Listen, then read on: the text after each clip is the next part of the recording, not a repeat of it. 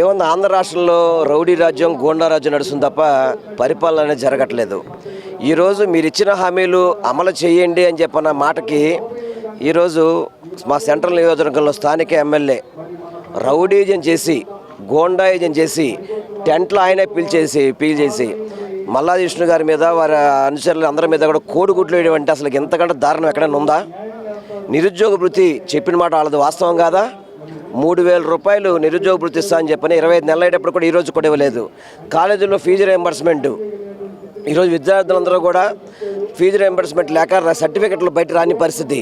అదేవిధంగా డిఎస్సీలో జరిగిన అక్రమాలన్నీ కూడా పూర్తిగా ఆధారాలతో చూపెట్టి వాళ్ళకి న్యాయం చేయమని అడిగినందుకు కోడిగుడ్లు పెట్టి దాడులు చేసి, టెంట్లు పెట్టి రౌడీజం చేస్తారా?